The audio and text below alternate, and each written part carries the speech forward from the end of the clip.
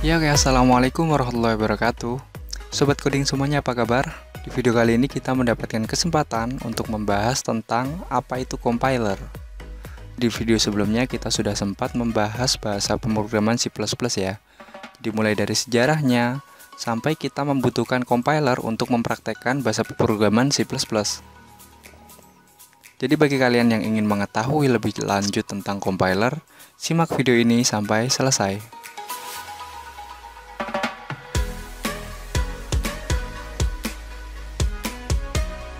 Ya oke, untuk compiler itu bisa kita artikan sebagai suatu program. Jadi ini adalah sebuah program ya. Compiler itu adalah sebuah program yang mana bisa menerjemahkan bahasa pemrograman atau source code ke dalam bahasa objek. Atau dalam arti lain, compiler itu adalah perangkat lunak yang dapat digunakan untuk mengubah source code atau kode program tadi menjadi bahasa mesin sehingga dapat dijalankan oleh komputer. Jadi istilahnya gini ya teman-teman, kalau kita mempelajari bahasa pemrograman C++, nanti kan kita akan mengetikkan kode-kode program yang banyak ya di sana. Lalu nanti kita perlu menjalankannya dan mengetahui apakah kode program C++ yang kita buat tadi dapat berjalan sesuai dengan kaidah yang ada. Contohnya, semisal saya ingin membuat sebuah operasi penjumlahan, saya gunakan operator di bahasa pemrograman C++. Untuk mengetahui berjalannya program yang saya buat, otomatis saya memerlukan compiler. Nah ini ya, compiler atau aplikasi untuk menjalankan, menerjemahkan bahasa yang saya buat sehingga dapat berjalan di komputer, seperti itu. Jadi konsepnya seperti ini teman-teman. Compiler itu menggabungkan keseluruhan bahasa program yang kita buat, dikumpulkannya, dan kemudian menyusunnya kembali. Karena dia menggabungkan keseluruhan bahasa pemrograman, compiler ini memerlukan waktu untuk membuat suatu program dapat dieksekusi oleh komputer. Nah, sekarang mungkin kalian juga pengen tahu bagaimana tahapan dari kompilasi sebuah source code atau kode program yang kita buat sehingga dapat dikompilasi oleh compiler dan berjalan di komputer kita. Pertama, ketika kita mengetikkan program, nanti source code yang kita ketik atau kode program ya, coding yang kita buat itu dibaca ke memori komputer. Setelah itu baru kode program tersebut diubah menjadi objek kode atau bahasa assembly. Jadi bahasa yang lebih dekat ke mesin ya, yang lebih dekat ke mesin dari komputer kita. Nah, setelah itu, objek kode tersebut dihubungkan dengan library atau pustaka yang ada di pemrograman C++ kita, di compiler itu, sehingga membentuk file yang bisa dieksekusi. Jadi nggak langsung ya dari kode program langsung dieksekusi, langsung bisa menampilkan hasil sesuai kita harapkan, tidak. Jadi dia perlu proses kompilasi dari dibaca ke memori komputer, lalu diubah menjadi objek kode, yaitu bahasa assembly ya. Setelah itu baru dia dihubungkan menggunakan library atau dihubungkan dengan library, kemudian baru bisa membentuk file yang bisa dieksekusi. Prosesnya 3 tahap itu ya. Jadi ada 3 tahap utama ya tadi. Jadi konsepnya kayak gitu. Terus contoh dari compiler itu apa? Seperti yang akan kita gunakan atau yang sudah kita bahas sebelumnya ya. Jadi kalian bisa menggunakan atau editor ya. Kalau di smartphone itu kalian bisa gunakan CX Droid. Tapi di video kali ini saya akan mempraktekkan cara menginstal dari salah satu compiler yang bisa kita gunakan untuk belajar pemrograman C++, yaitu Dev C++. Jadi sebelum kita install bisa kalian download melalui link yang sudah saya sertakan di deskripsi. Oke, kita coba langsung mulai dari download ya. Jadi bisa kita mulai.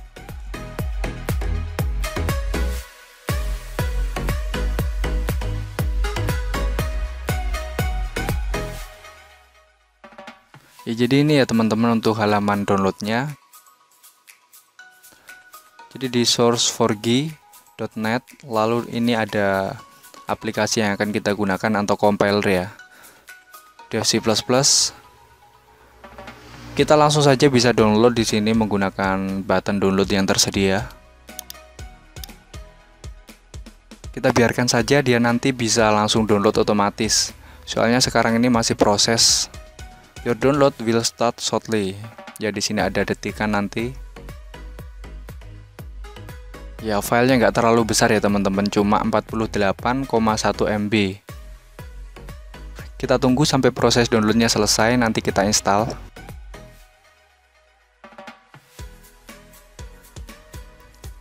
Ya, ini proses downloadnya udah selesai ya teman-teman.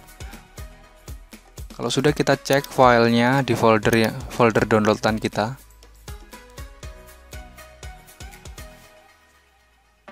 Ya, coba kita langsung install ya di komputer kita. Coba dev C++, mana tadi?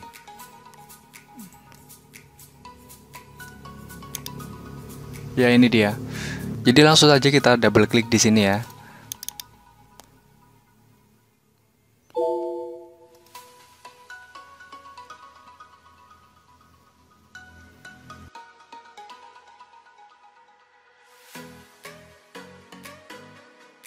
Oke, di sini prosesnya unpacking. Jadi kita disuruh menunggu waktu untuk unpacking dari data yang ada di setup dev C++ nya. Ya biasalah install aplikasi-aplikasi software lainnya gitu.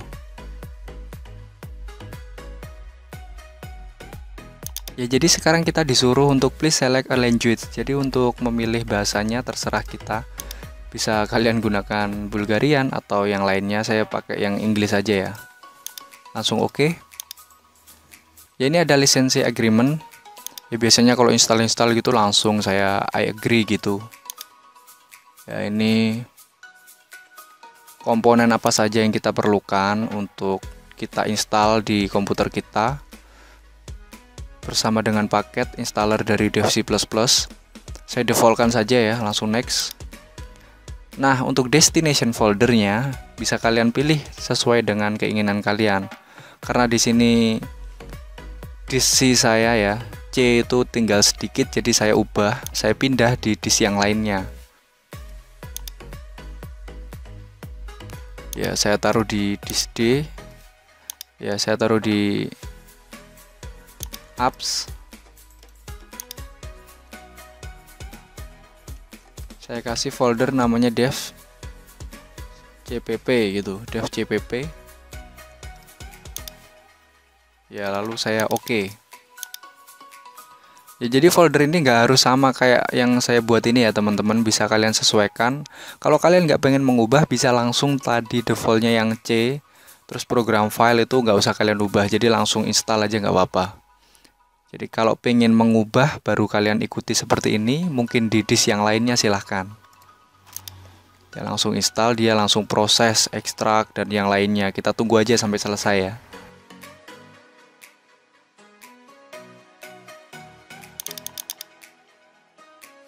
Ya, oke, di sini proses instalasi kita sudah selesai, jadi muncul completing the dev C bla bla bla ini. Tinggal kita bisa kalian langsung run ya. Bisa tidak, tapi saya run aja nggak apa-apa. Lalu klik finish. Ya, oke, aplikasi tadi softwarenya sudah kita install. Dev C++ sudah ada di PC kita. Kita tunggu aja dia sampai keluar. Soalnya tadi kan kita pilih run dev C++. Ya, jadi ini awalnya. Bahasanya kita bisa milih lagi, kalau tadi kan bahasa instalasi. Sekarang ini bahasa environment atau lingkungan kerja di dev C++ nya. Ya, kalau saya sih biasa pakai ini ya. Pakai bahasa Inggris dari originalnya aplikasi. Kalau sudah, bisa next. Jadi sini fontnya bisa kalian sesuaikan dengan keinginan kalian ya. Jadi previewnya di sebelah kiri, yang di kanan ini pengaturannya. Kalau saya lebih suka ke defaultnya tadi ya. Apa tadi defaultnya?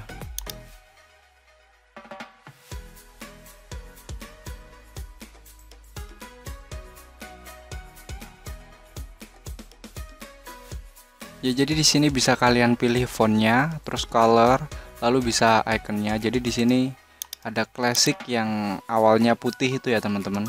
Bisa kalian ubah kalau suka yang gelap, bisa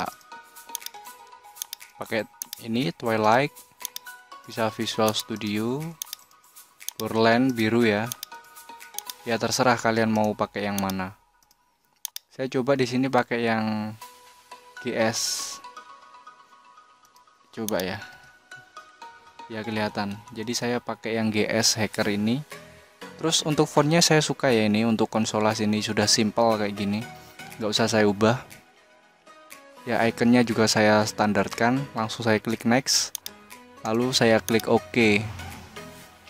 Ya nggak usah khawatir ya teman-teman, jadi meskipun kalian udah milih temanya tadi, kita masih bisa milih lagi temanya itu di sini.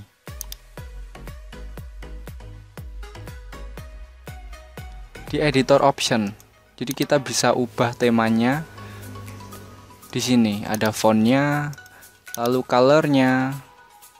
Ya bisa kalian pilih sesuai dengan keinginan kalian. Ya oke, kita sekarang sudah berada di lingkungan kerja dari Dev C++. Di sini versinya 5.11 ya teman-teman, 5.11. Oke.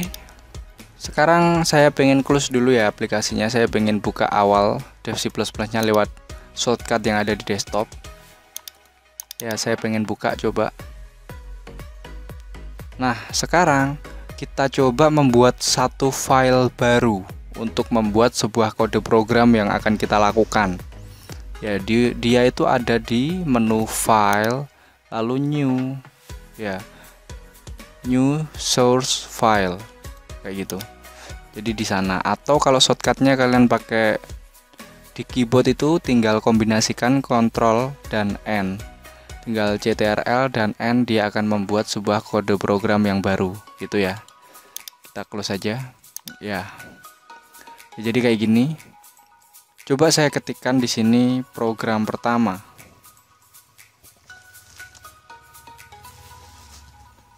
Ya, saya save dulu ya, saya save filenya. Jadi cara save-nya bisa lewat file, save di sini. Lalu kita berikan nama sesuai dengan keinginan kita, foldernya terserah di mana. Jadi saya coba di sini, coba 1. Ya, saya save. Lalu saya close. Ya, tadi caranya close, klik kanan ya, klik kanan terus kita pilih close. Nah, lalu gimana kita membuka file yang sebelumnya sudah kita buka? Kita mau ngedit lagi lah istilahnya. Jadi saya coba buka file yang tadi saya buat, coba 1 ya. Itu lewat file, lalu open, cari filenya tadi ya, coba 1, tinggal open ya. Sudah gitu ya teman-teman. Jadi fitur yang pertama sudah kita gunakan, yaitu kita membuat file baru, lalu kita membuka file yang sudah kita simpan ya, gitu ya. Jadi untuk kita nanti yang ingin compile program itu di sini ada run. Ya, ada run itu kita shortcutnya menggunakan F10. Jadi kalau kita habis kayak tadi loh konsepnya, kalau kita sudah ngetikkan banyak sekali kode program, kita ingin mengetahui hasil dari script kita, itu kan harus dikompil. Jadi di sini ada pilihan compile saja F9. Terus di sini ada run saja, terus ada compile and run atau F11. Jadi ini nanti yang kita gunakan. Kalau kita compile and run nanti akan muncul hasilnya kayak di tampilan CMD gitu, tapi hasilnya sesuai dengan yang kita kodekan di coding kayak gitu. Ya, jadi mungkin itu ya teman-teman pembahasan kita untuk instalasi dari compiler, salah satu compiler untuk C++ yang kita gunakan. Jadi saya menggunakan Dev C++. Ya, jadi untuk kalian yang ingin mendownload softwarenya bisa cek di deskripsi ya. Sekali lagi saya ingatkan ya, apabila ada yang masih dibingungkan bisa kalian cantumkan pertanyaan kalian di kolom komentar. Ya, saya akhiri video kali ini, semoga bermanfaat, terus berkarya. Wassalamualaikum warahmatullahi wabarakatuh.